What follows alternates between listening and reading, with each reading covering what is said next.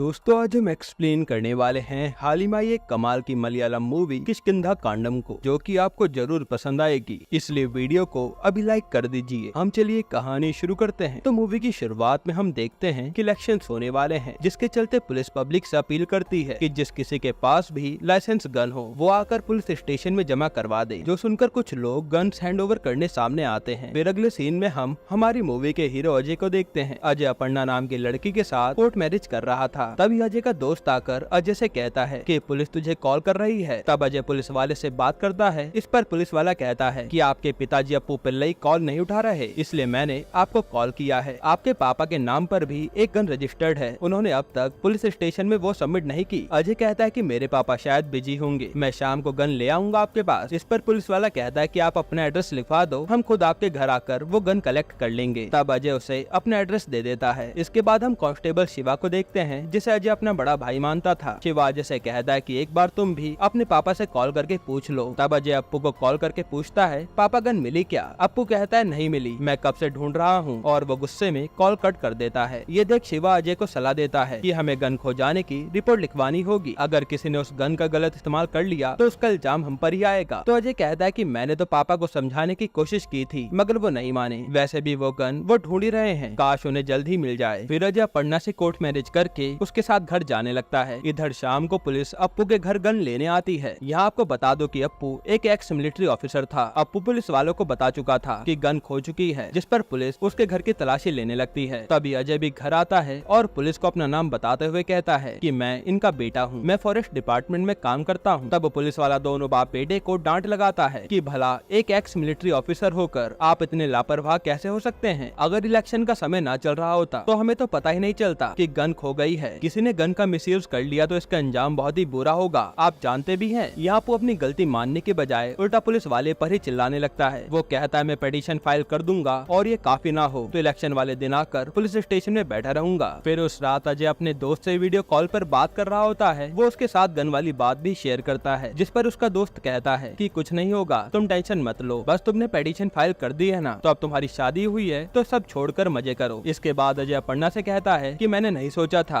हमारी शादी वाले दिन भी ऐसी मुसीबत खड़ी हो जाएगी। अब वो लोग बालकनी में खड़ी बातें कर ही रहे होते हैं कि अप्पू वहाँ आ जाता है और गुस्से में अजय से कहता है कि मनियान से कहो कल 2-3 बंदों को लेकर आए पेड़ों पर चढ़ने के लिए। अजय कहता है कि ठीक है पापा, मैं उसे कह दूंगा। फिर अगले दिन अपर्णा घर के बाहर आकर सेल्फी लेने लगती है। असल में अजय के घर के आसपास बहुत हरियाली थी, खूब सारे नारियल के और केले के पेड़ लगे हुए थे। खैर अपर्णा जब सेल्फी ले रही होती है तभी उसकी नजर ऊपर पेड़ पर लगे एक पुराने रेडियो पर जाती है। उसी वक्त अजय आता है और कहता है कि हाँ वो रेडियो ही है। माना जाता है कि रामायण के समय सारी वानर सेना यहीं पर थी, अब उनके बदले यहाँ बंदर आ गए हैं। ना सिर्फ ये रेडियो बल्कि बंदर हमारे घर से काफी सामान चुराया करते थे। चच्चू के खिलौने भी बंदरों ने ही चुरा लिए थे, तब से चच्चू बंदरों से नफरत करता है। अब ये चच्चू कौन है ये आपको आगे पता चलेगा। खैर अपर्णा कह दे कि अजय हो सकता है तुम्हारे पापा की गन भी बंदरों ने ही चुरा ली हो। अजय कहता है कि हाँ पापा पहले ही इस एंगल से सोच चुके हैं, इसलिए उन्होंने पेड़ों पर चढ़ने के लिए कुछ आदमियों को बुलाया है। कुछ देर बाद वो आदमी आ जाते हैं और पेड़ों पर चढ़कर गन ढूंढने लगते हैं, लेकिन गन के अलावा पेड़ों पर वो सारा आलतू फालतू सामान मिलता है जो बंदरों ने चुराया था। फिर अप्पू कहीं बाहर जाने के लिए अपने कमरे का दरवाजा बंद करने की कोशिश कर रहा होता है, पर दरवाजे की कुंडी टूटी होने के कारण वो बिना ताला लगाए ही चला जाता है। अब सड़क पर काफी ट्रैफिक थी, सो अप्पू जोर जोर से हॉर्न बजाने लगता है। तब ट्रैफिक हवलदार ट्रैफिक को क्लियर कर अप्पू को आगे जाने देता है। इसके बाद हम सुमद नाम के आदमी को देखते हैं, जो फॉरेस्ट एरिया में सिक्योरिटी गार्ड का काम करता था। साथ ही साथ वो शराब का छोटा सा ठेका भी चलाता था, जहाँ से लोग चोरी चुप के आकर दारू लेकर जाते थे। अगले सीन में अप्पू सुमद के यहाँ से गुजरते हुए उसे नमस्ते बोलकर जाता है, और इस तरफ अपर्णा अजय और उसकी बीवी की फोटोज देख रही थी। जी हाँ, आपने सही सुना, अजय की पहले भी शादी हो चुकी थी, जिससे उसे एक बेटा भी था। अजय की पहली वाइफ का नाम था प्रवीणा और बेटे का नाम था चच्चू। कुछ सालों पहले चच्चू घर से लापता हो गया और उसके 3-4 साल बाद प्रवीणा की भी कैंसर से मौत हो गई। अब अगले सीन में अजय किसी ऑफिसर को वीडियो कॉल पर चच्चू की डिटेल्स बता रहा होता है ताकि उसे ढूंढने में मदद हो। फिर सुबह जब अजय अपने ऑफिस लौटता है तो उसके कलीग उसे पूछते हैं कि हनीमून पर कहाँ जा रहे हो, भाभी कैसी हैं और वो बेंगलोर में क्या करती थी। अजय कहता है कि वो पहले आईटी फील्ड में थी, फिर उसने इंटरेस्ट न होने के कारण वो जॉब छोड़ दी। तभी उनमें से एक को कॉल आती है कि जंगल में फायरिंग हुई है। इस पर अजय इस समय बाकी सभी जंगल की तरफ जाने लगते हैं। पुलिस भी मौके पर पहुंच चुकी थी और न्यूज चैनल पर भी ये न्यूज ब्रेकिंग न्यूज बन गई थी। यहाँ पुलिस देखती है कि किसी पोस्टर पर गोलियां चलाई गई है। तब उनका शक सीधा सुमत पर जाता बताता है। दरअसल कुछ सालों पहले ऐसी अफवाह फैली थी कि सुमत नक्सलियों से मिला हुआ है, और अफवाह तो ये भी थी कि सुमत ने अपने घर पर बम बनाने की कोशिश की थी, लेकिन उस समय जब तलाशी ली गई थी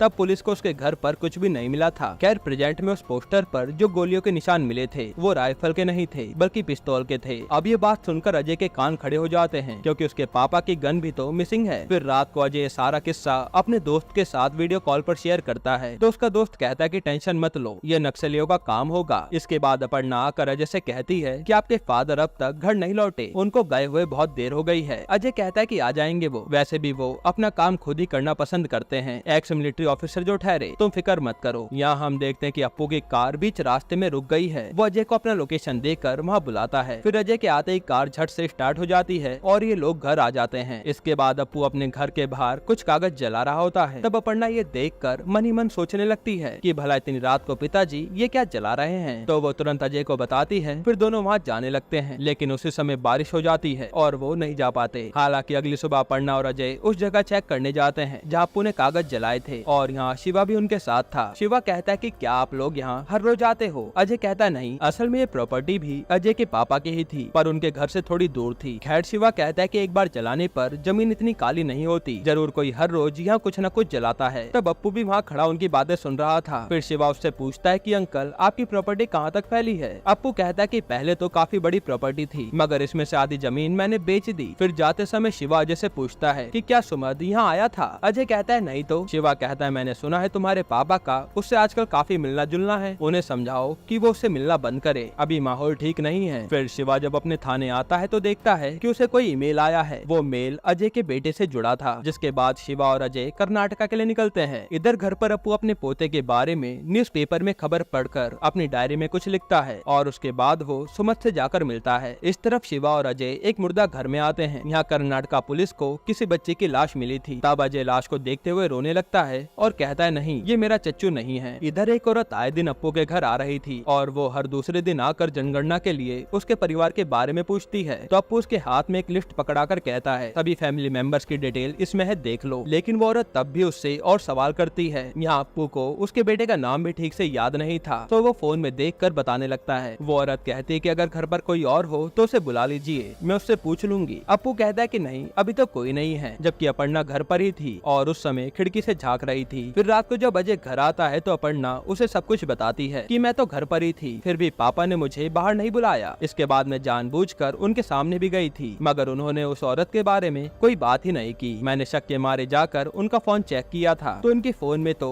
केवल 10 लोगों के ही नंबर्स हैं। तभी अप्पू आकर कहता है कि अजय तुमसे कितनी बार कहा है मेरे कमरे की कुंडी ठीक करवाओ। इस पर अजय भी सोचने लगता है कि आजकल उसके पापा कुछ ज्यादा ही गुस्से में रहने लगे हैं। फिर अजय अपर्णा से कहता है कि देखो पापा को पसंद नहीं है कि कोई भी उनके कमरे में जाए, अगर कोई उनके कमरे में जाता है तो उन्हें तुरंत पता लग जाता है। अपर्णा कहते कि अब मैं भी इस परिवार का हिस्सा हूँ, मैं कोई पराई थोड़े हूँ। अजय कहता है कि हाँ, पर तुम उनके कमरे में मत जाया करो। फिर अपर्णा अजय को कुछ टैबलेट्स दिखाकर कहती है कि शायद उनके गुस्से की वजह यह है, ये टैबलेट्स तो न्यूरो पेशेंट्स को दी जाती हैं। उस दिन घर पर भी कोई आदमी आया था, जिससे बात करने के बाद पापा अपनी डायरी में कुछ लिखने लगे थे। और तुम्हें वो दिन याद है अजय, जब पापा की कार बंद हो गई थी? उस सड़क पर भी 2 रास्ते थे, हो सकता है पापा घर का रास्ता भूल गए होंगे। मुझे लगता है उन्हें कोई बीमारी है, हमें उनका चेकअप करवाना चाहिए। इस पर अजय कहता है कि हाँ पढ़ना, ये बात सच है कि पापा को भूलने की बीमारी है। मुझे खुद ये बात चच्चू से पता लगी थी, उसने उनकी कुछ आदतें नोट की थी, फिर आकर मुझे बताया था। उस समय मैंने पापा से कहा भी था कि चेकअप करवा लीजिए, पर उन्होंने मुझे डांट दिया और कहा मैं बिल्कुल ठीक हूँ। तब मैंने उनके दोस्त जैकब को घर बुलाया था। फिर कहानी फ्लैशबैक में चली जाती है। अजय जैकब से कहता है कि अंकल, जब से माँ चल बसी हैं, पापा घर से बाहर निकलते ही नहीं हैं। अब तो उन्हें भूलने की बीमारी भी हो गई है। जैकब कहता है कि अजय तुम्हारे पापा को ये बीमारी पहले से ही थी, उन्होंने बड़ी चालाकी से इसे हम लोगों से छुपाया था। अजय पूछता है कि आपको कैसे पता? जैकब कहता है तुम्हें क्या लगता है तुम्हारे पापा रिटायर होकर घर आए हैं? उन्हें जॉब से निकाल दिया गया था क्योंकि वो ड्यूटी पर ही कुछ चीजें भूलने लगे थे। एक दिन तो वो अपनी सर्विस रिवॉल्वर ही भूल गए थे, जो बाद में वॉशिंग मशीन में मिली थी। इसी वजह से उन्हें टर्मिनेट कर दिया गया। अब प्रेजेंट में अजय यही बातें अपर्णा को बताता है। फिर अगले दिन अपर्णा जंगल में टहलते हुए जाती है तो उसे वहाँ चच्चू के खिलौने पड़े मिलते हैं। इसके बाद वो घर आकर लैपटॉप पर चच्चू की कुछ वीडियोस देखने लगती है। फिर वो अजय से पूछती है कि पापा चच्चू के साथ कैसे थे? अजय कहता है कि जब चच्चू महज 2 साल का था, उसकी माँ को कैंसर हो गया। उन दिनों हमें आए दिन हॉस्पिटल के चक्कर लगाने पड़ रहे थे, ऐसे में पापा ने चच्चू की देखरेख की थी। अपर्णा कहते कि हो सकता है कि पापा को अप्पू की गुमशुदगी के बारे में कुछ पता हो और वो भूल गए हो। तुम्हें तो बताया था ना जब चच्चू गुम हुआ तो तुम उसे पापा के पास छोड़कर प्रवीणा को लेकर हॉस्पिटल गए थे। ये बात सुनकर अजय भी सोचने लगता है। इस तरफ पुलिस को जंगल में किसी की लाश मिलने की खबर मिलती है तो पुलिस फॉरेंसिक टीम को लेकर तुरंत जंगल पहुंच जाती है। वो लाश अजय के घर से कुछ ही दूरी पर थी तो अजय और अपर्णा भी उसे देखने चले जाते हैं। यहाँ शिवा उन्हें देखते ही कहता है कि अरे तुम यहाँ क्या कर रहे हो, तुम लोग घर जाओ, मैं बाद में आकर सब बताता हूँ। तभी एक फॉरेंसिक टीम वाला पुलिस को बताता है कि गड्ढे से जो कंकाल मिला है वो किसी इंसान का नहीं बल्कि बंदर का है। फिर उस रात अजय के घर पर उसका एक दोस्त आया हुआ था। अजय उससे वही बंदर के कंकाल वाली बात बता रहा होता है तो उसका फ्रेंड कहता है कि अभी अभी हॉस्पिटल से रिपोर्ट आई है कि उस बंदर को किसी ने गोली मारी थी। अब यहाँ गौर करने वाली बात यह है कि जहाँ से बंदर का कंकाल मिला 2 साल पहले वो जमीन भी अप्पू की थी। इस तरफ अप्पू न्यूज़पेपर से डायरी में कुछ नोट कर रहा होता है। फिर अजय घर आकर अपर्णा को बताता है कि उस बंदर को किसी ने 3 साल पहले गोली मारी थी और मेरे पापा ने भी वो प्रॉपर्टी 2 साल पहले बेची थी। फिर अगले दिन पुलिस वाले से केस को लेकर चर्चा कर रहे थे। तब एक पुलिस वाला अपने सीनियर से कहता है सर उस बंदर के सर में जो गोली लगी है वो .32 की है। अप्पू सर की गन में भी इसी साइज की बुलेट फिट होती हैं। क्या पता ये उन्हीं की गन से हुआ हो। तभी एक कांस्टेबल कहता है कि सर अप्पू सर का पोता भी 3 साल पहले गुम हो गया था। इससे पहले भी वो कई बार गुम हुआ था और हर बार मिलने पर वो बच्चा अपने घर वालों को एक नई कहानी सुनाता था। मगर जब वो तीसरी बार गुम हुआ उसके बाद से आज तक वो घर नहीं लौटा।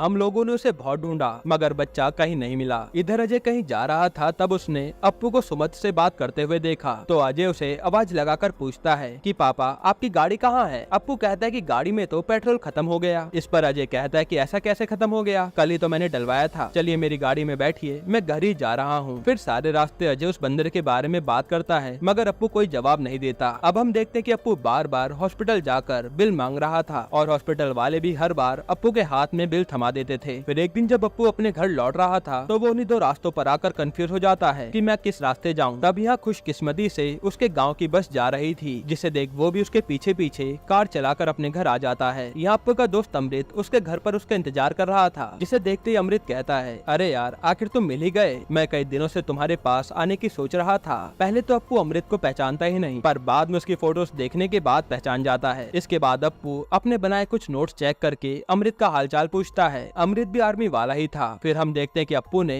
अमृत के नाम से नोट्स बनाकर उसमें लिखा था आर्मी वाला अमृत नजर नहीं आता, ये झूठा है, इसकी सारी बातें झूठी हैं। इसके बाद अप्पू अमृत से कुछ सवाल पूछता है जिन्हें सुनकर अमृत डरकर वहाँ से भागने की कोशिश करता है। इसी बीच इन दोनों में छोटी मोटी झड़प होती है और अमृत अप्पू के नोट्स में से कुछ पन्ने फाड़कर अपनी जेब में रख लेता है। तभी अपर्णा और अजय कहीं से घर लौटते हैं तो अमृत उन दोनों से ऐसे बात करता है मानो वहाँ कुछ हुआ ही ना हो। वो उनसे कहता है कि मैं तो बस यहाँ से गुजर रहा था तो सोचा तुम्हारे पापा से मिलता चलूं। वही अप्पू एकदम हैरान होकर बैठा था, यानी वो उतनी ही देर में उसके और अमृत के बीच हुई लड़ाई भी भूल चुका था। इस तरफ पुलिस स्टेशन में 2 बंदे आकर पुलिस को कुछ फोटोज दिखाते हैं। उन फोटोज में एक बंदर था जिसने अपने हाथ में गन पकड़ रखी थी। तब पुलिस वाले अप्पू को बुलाकर पूछते हैं कि क्या ये गन आपकी है। अप्पू कहता है हाँ ये मेरी ही गन है। फिर पुलिस वापस इस बारे में डिस्कस करने लगती है। यहाँ एक कांस्टेबल कहता है कि सर ये गन अप्पू सर की ही होगी क्योंकि बाकी सभी ने तो अपनी अपनी गन सरेंडर कर दी है। दूसरा पुलिस वाला कहता है कि क्या पता वो असली गन हो ही ना, खिलौने वाली गन हो। इस पर सीनियर ऑफिसर कहता है कि कुछ भी हो हम रिस्क नहीं ले सकते, पब्लिक अनाउंसमेंट करवा दो कि सब लोग थोड़ा चौकन्ना रहें। इधर अप्पू फिर कुछ कागज इकट्ठा कर जंगल ले जाकर जलाता है और उसके वहाँ से जाते ही अपर्णा चुपके से उन कागजों को देखने की कोशिश करती है मगर अप्पू उसे देख लेता है। अब दोनों के बीच लड़ाई होने लगती है। तभी अजय वहाँ आकर अप्पू को शांत करवाता है। इसी खींचातानी में अप्पू जमीन पर गिर जाता है और जो हुआ सब कुछ भूल जाता है। फिर वो उल्टा इन दोनों को ही डांटते हुए कहता है कि अगर तुम दोनों को कोई दिक्कत है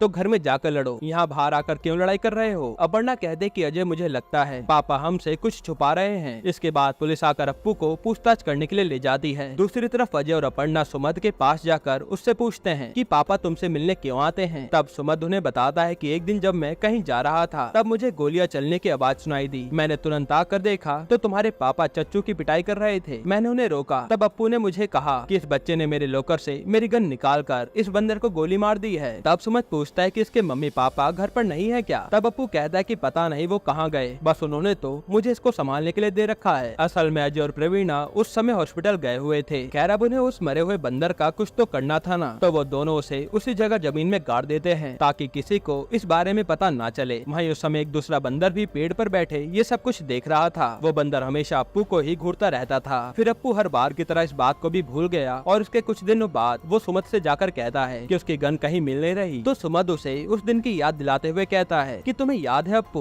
उस दिन तुम चच्चू को मार रहे थे क्योंकि उसने तुम्हारी गन लेकर बंदर को मार दिया था। फिर हम दोनों ने मिलकर उस बंदर को दफनाया था। असल में अप्पू उस दिन के बाद से हर रोज सुमत से मिलने जाता था। फिर उसका हालचाल पूछकर उससे वो बंदर वाला किस्सा सुनता था, जैसे वो मानो पहली बार सुन रहा हो। ये सब जानने के बाद अपर्णा उसी जगह जाकर कुछ कागज के टुकड़े समेटने लगती है। दूसरी तरफ अजय पुलिस वालों पर भड़क जाता है, कहता है मेरे पापा 70 साल के हैं, उनकी उम्र का तो लिहाज कर लो, उन्हें इतनी देर थाने में क्यों बैठा कर रखा है। तब शिवा उसे साइड में ले जाकर कहता है कि उन्होंने मुझे भी अंदर नहीं जाने दिया। इधर अपर्णा कागज के टुकड़े में लिखा देखती है कि 6 बुलेट्स में से 2 बुलेट्स गायब हैं। फिर वो अप्पू के कमरे में आकर सब कुछ चेक करती है। इस तरफ पुलिस अप्पू से ढेर सारे सवाल पूछ रही थी। इस पर अप्पू कोई जवाब नहीं देता, मगर वहीं बैठे बैठे अपनी पैंट में ही टॉयलेट कर देता है। फिर कुछ देर बाद अमृत पुलिस स्टेशन आता है और पता चलता है कि अमृत असल में कोई आर्मी वाला नहीं था, ना ही वो अप्पू का दोस्त था, बल्कि वो तो उसका सीक्रेट थेरेपिस्ट था, जो हर 1-2 महीने बाद उससे मिलकर उसकी कंडीशन को समझने की कोशिश करता था। और उसने अप्पू से झूठ बोला था कि वो उसका दोस्त है। अमृत पुलिस वालों को उसकी मेडिकल रिपोर्ट दिखाते हुए कहता है कि सर अगर इन पर कोई ज्यादा दबाव डाले तो ये सब उसी वक्त भूल जाते हैं। फिर कांस्टेबल जाकर अप्पू की मेडिकल रिपोर्ट अपने सर को दिखाता है और कहता है सर अप्पू को मेंटल प्रॉब्लम पिछले 16 सालों से है, जबकि गन उन्हें 8 साल पहले ही मिली है। ये बात अगर बाहर आई तो मीडिया वाले हमको ही गाली देंगे, कोर्ट हमारा गला पकड़ेगा कि इस पागल बूढ़े को तुम लोगों ने गन कैसे दे दी। बेहतर यही होगा कि हम इन्हें छोड़ दें। इधर अपर्णा को अप्पू के कमरे में वो गन मिल जाती है। तभी अजय अपने पापा को घर लेकर आ जाता है। फिर घर आते ही अप्पू जान गया था कि अपर्णा उसके कमरे में गई थी, तो वो इस बात को लेकर अजय को डांटने लगता है। फिर अपर्णा डॉक्टर अमृत से पूछती है कि आखिर कोई अपनी यादों को क्यों जलाएगा, तो डॉक्टर अमृत कहते हैं कि क्यों नहीं, हम भी तो हमारे व्हाट्सएप से सारे अनचाहे मैसेज डिलीट करते हैं, ठीक उसी तरह यादें भी जलाई जाती हैं। फिर डॉक्टर के जाने के बाद अपर्णा अजय को बताती है कि पापा ने नोट में लिखा था 6 बुलेट में से 2 गायब हैं, एक से तो चच्चू ने बंदर को मारा था, फिर दूसरी बुलेट का क्या हुआ। इस पर अजय उल्टा अपर्णा को ही डांटने लगता है कि मैंने तुम्हें मना किया था ना कि पापा के कमरे में मत जाना। अपर्णा कहते कि और ये गन ये तो यही है। फिर उन्होंने पुलिस को झूठ क्यों बोला, गन खो जाने की पिटीशन दर्ज क्यों करवाई, और उस बंदर के पास किसकी गन है। शायद बात कुछ और ही है, मुझे लगता है पापा भूलने का नाटक कर रहे हैं। इस पर अजय कहता है बस करो अपर्णा, जिस तरह तुम चच्चू के बारे में जानना चाहती हो उसी तरह पापा भी जानना चाहते हैं। वो पुराने न्यूज़पेपर्स के जरिए सुराग ढूंढने की कोशिश कर रहे हैं। जब भी उन्हें याद आता है कि वो इस केस के सस्पेक्ट हैं, वो सोचने लगते हैं कि क्या मैं कोई गलती करके भूल गया हूँ। फिर वो अपनी तरफ से जो भी सुराग जुटाते हैं उन्हें अपनी मेमोरी से मिटाने के लिए जंगल में जाकर जला देते हैं। इसके बाद वो वापस नए सिरे से सुराग जुटाने लगते हैं। ऐसा वो बार बार करते हैं, ये एक तरह का लूप बन चुका है। तब अपर्णा कहते कि देखो अजय, पापा ने तो इस केस को पहले ही सॉल्व कर दिया है, मुझे लगता है तुम जरूर मुझसे कुछ छुपा रहे हो। तुमने मुझसे कहा था कि तुम चच्चू के बर्थडे वाले दिन हॉस्पिटल गए थे, यानी 19 मार्च को, मगर तुमने पुलिस वालों से क्यों कहा कि चच्चू 20 मार्च को गायब हुआ है। इस पर अजय अपर्णा को आज सारी सच्चाई बताने लगता है और सीन 3 साल पहले शिफ्ट होता है। हम देखते हैं कि अजय प्रवीणा को हॉस्पिटल से घर लाकर दोबारा कुछ काम से बाहर चला जाता है और शाम को जब वो घर लौटता है तो देखता है कि चच्चू की लाश जमीन पर पड़ी हुई है और प्रवीणा उसके बगल में बैठी है। यहाँ प्रवीणा फुट फुट कर रो रही थी। वो अजय से कहती कि ये अपने दादा की गन निकाल कर उससे खेल रहा था, इसी बीच इससे गन चल गई और ये सब हो गया, मुझे मेरा चच्चू वापस चाहिए। तब प्रवीणा और अजय बहुत देर तक चच्चू की लाश को देखकर फुट फुट कर रोते हैं। तब अप्पू घर आता है और अजय उसे इस बारे में बताने वाला था, मगर नहीं बता पाता क्योंकि वैसे भी अप्पू थोड़ी देर में सब कुछ भूल जाएगा। फिर जब वो वापस प्रवीणा के पास आता है तो देखता है कि वो भी बेहोश पड़ी है। असल में उसने भी खुदकुशी करने की कोशिश की थी। तब अजय तुरंत उसे लेकर हॉस्पिटल जाता है और डॉक्टर उसका चेकअप करके कहती है कि सर ये तो खुदकुशी का केस लग रहा है, मुझे पुलिस को इन्फॉर्म करना होगा। इस पर अजय कहता है कि नहीं मैडम, ऐसा मत करिए, दरअसल मेरी वाइफ की कीमोथेरेपी चल रही है, शायद इसने दवाई का ओवरडोज ले लिया। तब डॉक्टर प्रूफ के लिए प्रवीणा की मेडिकल रिपोर्ट्स मांगती है और जब अजय मेडिकल रिपोर्ट्स लेने घर आता है तो देखता है कि चच्चू की लाश कमरे से गायब हो चुकी है और कमरा भी पूरी तरह से साफ नजर आ रहा था। फिर अजय इस बारे में अप्पू से पूछने जाता है, पर अप्पू ऐसे बर्ताव करता है मानो उसने दिन भर में पहली बार अजय को देखा हो। वो पूछता है कि तुम कहाँ थे सुबह से। अब ऐसे में भला अजय अप्पू से क्या ही पूछता, अगर अप्पू कुछ जानता भी होगा तो अब तक भूल चुका होगा। इसके बाद अजय प्रवीणा को घर ले आता है। हालांकि ट्रीटमेंट के दौरान ही प्रवीणा की भी मौत हो जाती है। फिर कुछ दिनों बाद अप्पू को उसके पोते के बारे में याद आता है। वो ये भी देखता है कि उसके गन से 2 बुलेट्स गायब हैं। तब वो अपनी तरफ से ही सबूत जुटाने लगता है और आखिरकार खुद केस को सॉल्व भी कर लेता है कि सुमद ने कहा था